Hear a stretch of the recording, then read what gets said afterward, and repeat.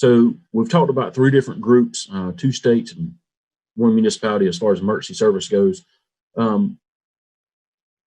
Bryan, where do we stand as far as we're starting these programs from a training and standards mindset? What are things that these groups that are wanting to start UAS programs and be successful, what are some of the things that they really need to focus on? Yeah, thanks, Riley, and thanks for allowing me to be on this panel with such a great list of guests. Vern, congratulations on your retirement. Fred, it's nice to meet you. And Ben and Vern, thanks for your service to our country. It's terrific. It's always great to be on panels with everyone that served.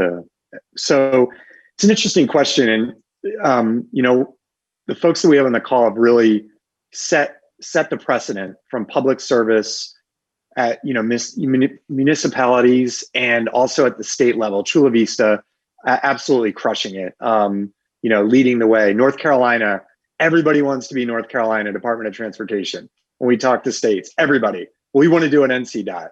And I say that because Vern just brought up a really great point about crawl, walk, run. And he was very purposeful in what he wanted to do. And what we tell people when they're looking to adopt this technology, possibly lead with a program, is you really got to identify that business case for the drones. Whether you're an industry, whether you're business, for profit, not for profit, you got to have an idea of what you want to do and what you want to achieve. And oh, I want to be NCDOT. That doesn't work. You know, what exactly do you want to do? And Ben, I'm glad that you brought up the point where you're like, we're going to go out and do these 4 or 5 things, and this is what we're going to achieve. Because without an end goal, something you want to achieve, it's hard to start and work backwards without an outcome. And that's what we tell people. So, you know, you've got to identify that internal business case. Does it make sense to, you know, to use drones? Will it provide value to your organization? Public safety, first responders, FBI, you know, preventing people from going into harm's way, safety. I mean, essentially, that's what we're all about. Number 1 goal in my mind is safety. Being able to prevent people from either going vertical or going into an environment that would cause them harm. That could be a hostage rescue. That could be going into a nuclear tank to investigate some sort of leak. That could be doing a flare tip inspection. That could be going under a bridge because you don't want someone to climb and they could fall. All of these use cases we've seen over the last 4, 5, 6 years has been incredible. So again, having a point to start on what do you want to do? What do you want to achieve? To me, that's the first and foremost of importance. Where do you want to go? What is your business case? And then really the next part with it is you've got to have that internal champion. Who is that person that is going to run with this program? Who is that person that's going to get smart on the use of drones? Because yes, the military has been using them for 20 years. You know, I've been flying, sharing patterns with all different types of unmanned vehicles since 2002 in Iraq. And then 2 years later down in Pensacola, I'm sharing a runway off of, you know, Escambia Bay at an outlying field, Choctaw. Scan Eagle's working the right pattern. I'm working the left pattern with a student in the back. We're doing touch and goes, no problem. But as we move into the commercial world, you know, our NAS is protected by the FAA. And it's a pretty safe place, and they want to keep it safe. There's been tons of great strides by the FAA with the NPRMs, Part 107. They're moving forward. Everybody's moving forward, looking to safely integrate unmanned aircraft. But you got to have someone that's going to advocate, and they need to be smart, and they need to figure out, what are we going to do? Who do I need to get on board? What's the business case? Who's the leadership that I need to convince? There's always multiple people that have a say in it. If you're commercial, you've got people that have to finance it. Who's going to pay for it? Are they on board with it? Who are the blockers that are going to get in my way? And that person needs to get smart. And they need to run with the program. You know, who's going to get in the way of it? What's our timeline look like? And then at that point, you really got to figure out, okay, are we moving forward with this, and how are we going to do that? Are we going to adopt it internally? Chula Vista, you know, they've got great software. They've got great aircraft. They got the public's buy-in. They're moving forward. They're using their officers to go out and use these aircraft, not for nefarious purposes, but, you know, to help their officers do their job. The FBI is using them to do accident reinvestigation, things of that nature. So at that point, how are you going to move forward? If you're a civilian organization, are you going to outsource it, or are you going to take it internally? Because ultimately, If you're taking it internally, that's a completely different solution than outsourcing it. And one of the things that I find interesting with people that are looking to outsource is that they think they can just go hire a company and they're done. It's like, not so much. What are your policies and what are your plans that you're going to put in place in order to qualify those pilots? Part 107 insurance requirement, great, bare minimum. What else? What else are you going to do? Do you even know? Do you know what you need to put in place to make sure you can properly vet people? So these are some of the things that we have calls with folks. We really try to bore sight, what are you looking to achieve? And then try to line up the pieces and consult. Clearly, standardization is hugely important. I like to compare this argument with standardization to investing.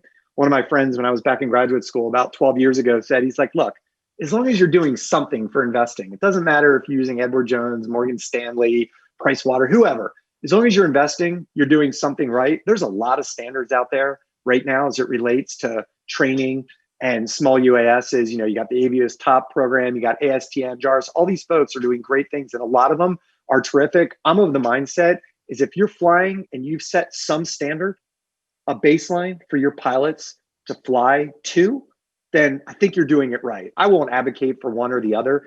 I truly believe in using something to make sure that you're dotting the I's and crossing the T's and following regulations as they are. The US, it's kind of a hodgepodge a little bit. Like I said, I run a global company for all sales and marketing in our UK. The Civil Aviation Authority in the United Kingdom are much more stringent. They lay it out very clear and very concise. So it's easy for companies to be able to provide that level of certification. In the US, it's kind of a hodgepodge. It's hard right now. I do truly believe that that's going to increase as they start unlocking remote ID, the UTM, beyond visual line of sight. There will definitely be more standards and more things that have to go in place. But I think standardization is hugely important. And then, of course, training comes with that. All right. Thank you, Bryan. And that's a great segue into my next point, next question for everyone is, much like being alluded to earlier, and I know that everyone on this panel has faced this, all of us have established programs. We've been in this now for a few years now. And just like what I was alluding to with Ben, he said, what's next? It's like here in North Carolina, we're always hit with, my goodness, you guys had a flying car. What are you guys going to do next? It's going to be unbelievable. And we get caught up with that. And I think everyone on this panel will agree, from Ohio to Chula Vista to Consortiq, we want to be cutting edge and we want to push that envelope and we want to keep doing that. But what I can say is collectively, this panel has matured enough to know we've got to slow down. We've got to slow down. We've got to look at what we're doing. We've got to make calculated moves and we've got to do it the right way. And we've all partnered together, which is another thing. If we're talking about successful UAS programs, is there has to be true partnerships. And one of the things that I'm hoping that our followers and people that are tuned in virtually will take away from this are some of the highlights of, we're not just going to highlight what each of us are doing well. We do that a lot. You can turn on the news here in North Carolina, you see that. In Ohio, I know you guys do a great marketing campaign. Chula Vista, you guys are all over the place as far as what's going on. But let's talk about what we're doing wrong. What are some of the things that we have not necessarily failed at, but some of the things that we could just do better? Some things that we really have, since we've matured, since our programs have been established, some things that we've backed up and said, you know what, we need to either take another look at this or we need to go about it a different way.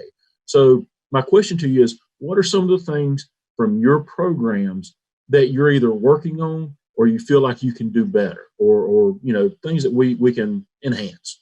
And I'll start with Fred first. So a lot of the new direction that we're taking.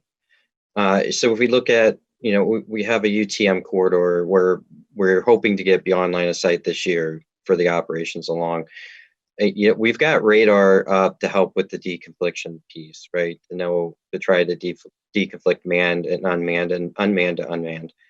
But then we just had our first detect and mitigate to stakeholder meeting on last Friday. We've got sensors up because me being part of the Department of Transportation, we care about enabling, right? if we reach into like our Department of Corrections, they have a need for detect, mitigate, and enable, right? So we started looking at it because they're going about their efforts in installing radar, for example, at the prisons for that detect and mitigate. But then also they've got an enable because they want to do perimeter monitoring and that kind of stuff. I want to do package delivery. I want to do beyond line of sight sensors, whatever. So we've got all these different agencies and entities installing things that detect things in the lower altitude airspace. So one of the things we realized is if everybody is going to want to sense lower aircraft in lower altitude airspace, it would make sense if we moved together as one, as a state, and try to meet everybody's business needs.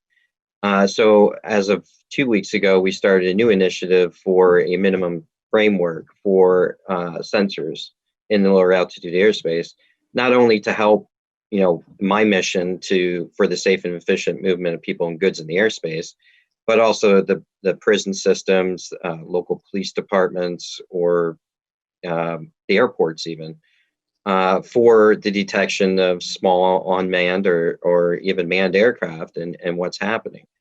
And so we realized that that's a hole that we need to fill as a state. So we instituted a new proposal for the state to pick up, hey, we've got all these, everybody's installing sensors for lower altitude airspace. Well, let's put it all into one standard framework and then distribute that through a clearinghouse that we can then leverage everybody else's investments and bring the state up as a whole, whether you're doing a detect and mitigate or you're doing an enable function. That we could actually help everybody out, not just state agencies, but the local entities as well. So that's one of the areas that we're working on. We realize that there is a gap, and we're trying to fill that right now. Thank you. Captain Sallee, from a standpoint from Chula Vista, from Axon Air, what are some things that you guys are backing up, focusing on, or just trying to really capitalize on to do better? Sure. Thanks again. I think it's a fantastic question because, I think, we've been really pushing hard to accomplish what we have. But sometimes just looking back, even before I retired, we didn't pause to maybe consolidate all of our knowledge and write it down and document the standards that we have. Right. And so because, my goal, especially before I retired, one of the reasons I retired and actually went to Axon Air was I became, so convinced it's such a life-saving tool in public safety, in law enforcement. And I kind of hit my ceiling of at Chula Vista, what I could do to influence and share this information with other agencies. So, in California, I really think, I think every state probably has a police officer standards and training or some type of training bureau, really getting those standards up at the state level to make sure that all agencies are following all the best practices and regulations. Because in policing, this is a really new technologies. There's 18,000 plus police agencies in the U.S. state, tribal, local, and territorial, and 800,000 cops. And every agency wants to do something like NCDOT or what Chula Vista PD is doing, or Alameda County or LA RTC to get into the drone space. And it is really complex. It's far more complex than most people think about because of, local agencies are not used to the regulatory structure of the FAA, and it's complex and it's bureaucratic. The airspace varies a ton between all these different agencies. The community sentiment varies a ton. I do not pretend like I could do, we could have built a program like Chula Vista's in, say, the Bay Area, perhaps, or in Seattle, or in places where the community might not be as accepting. But I think there really is a huge opportunity for police agencies where they have great community engagement, great relationships to do that. But the thing, my greatest takeaway as we were leaving is let's consolidate, let's take a big breath, figure out where we are.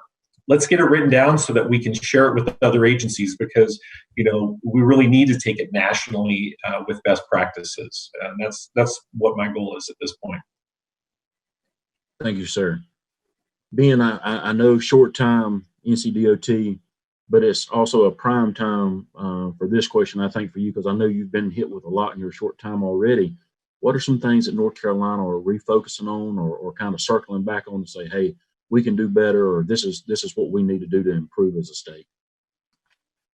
Yeah, sure, Riley. And I'll focus more on our internal to DOT operations, the infrastructure inspection.